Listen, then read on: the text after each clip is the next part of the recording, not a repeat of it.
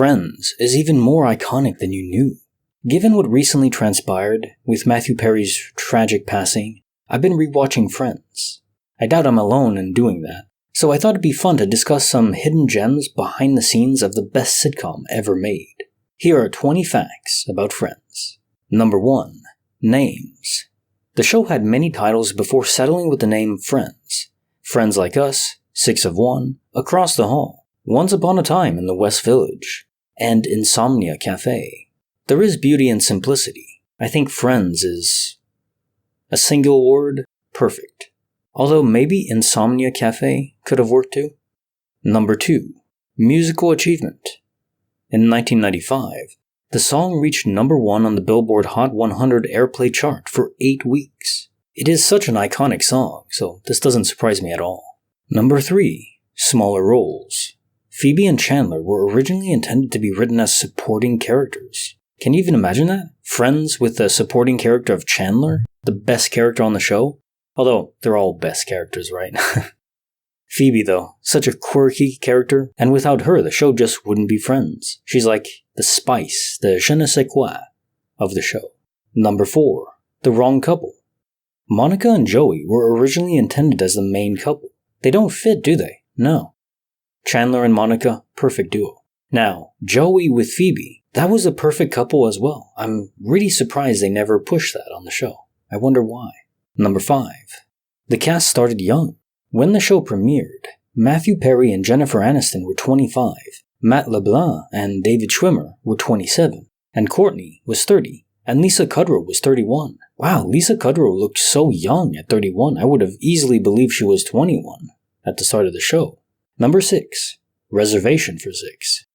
The couch was almost always free for the 6 friends because it was reserved. There was always a reservation sign on the coffee table. Except from when Ross and Chandler were bullied and Chandler's hat was taken. Fans questioned why it was always available to the gang. It was later added in an episode where they say it was permanently reserved for them. It's interesting. I wonder if they had some kind of deal with Gunther? Or did they pay money for that? I don't know. Maybe they just had some history with Gunther and for that he let him have it reserved. Although he wasn't the owner. The owner kind of appeared in the first season, then kind of never came back. I'm not sure. But I guess they had a deal of some kind. Number 7. Award and Justice. Courtney Cox was the only one to never get nominated for an Emmy on the show. What do you even say to this? It's utterly a travesty. She deserved it. They all deserved an Emmy for this show. Number 8. Bruce lost a bet.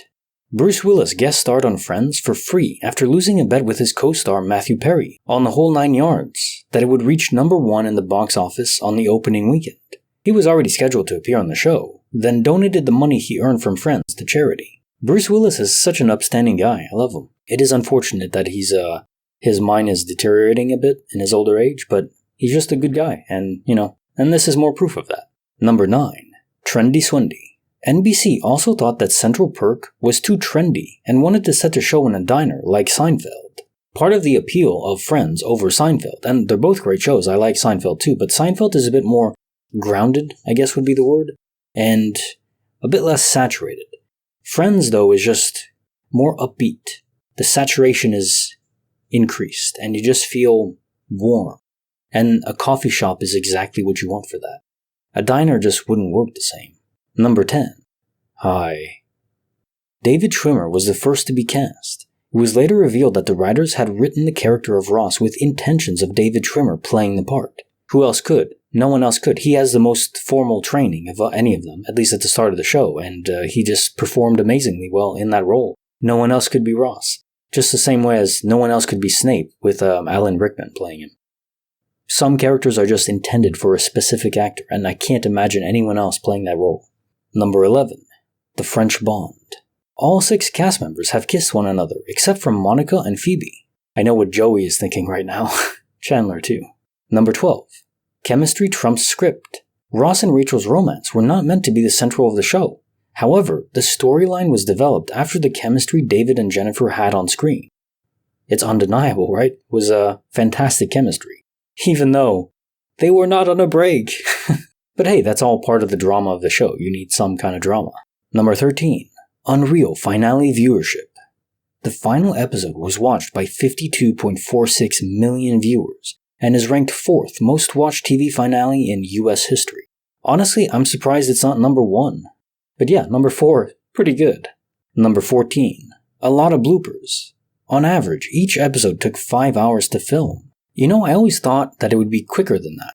But I guess it makes sense, especially if you go back and look at the bloopers, which I'll include a link in the description to about an hour of Friends bloopers. It's just, if you don't laugh at that, are you human? What's going on? But yeah, obviously they had to retake a lot of scenes quite often, which is fine, that's just part of the gig, right? Number 15, New York City, unneeded. Although the series is based in New York City, not a single shot was filmed there. This one really surprised me. I figured they shot a few of them, at least. I guess it was all on set. They never actually went to New York City. Sometimes they had New York City on the screen, but I guess that was just B-roll or whatever. Number 16. Life to Art Symmetry. Matt LeBlanc had $11 to his name when he auditioned.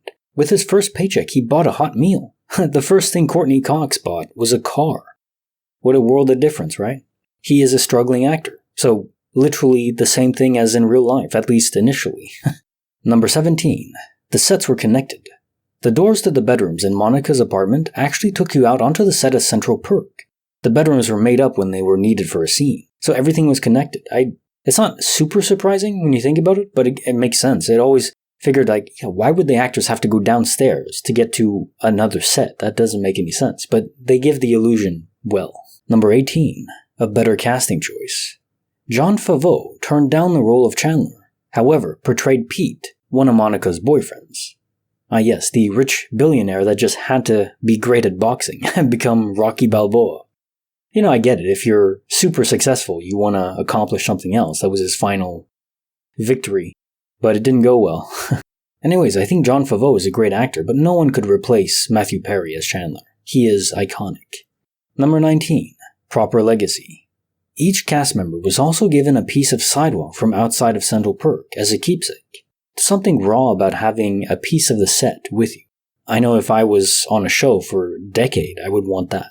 Would have it on a mantle somewhere. Number 20. Family. The actor that plays Rachel's boyfriend, Joshua's father, is Matthew Perry's real-life father, John B. Perry. I did not know this one at all, and that's so fitting. He kinda does, if you go back and watch the episode, he kinda does look similar. Not surprising if they share genetic code. Cool. So there you have it, 20 interesting facts about Friends, the best show ever made. At least the best sitcom. What do you think about them? Are you surprised by any? Let me know in the comments. And if you enjoyed this video, give it a like.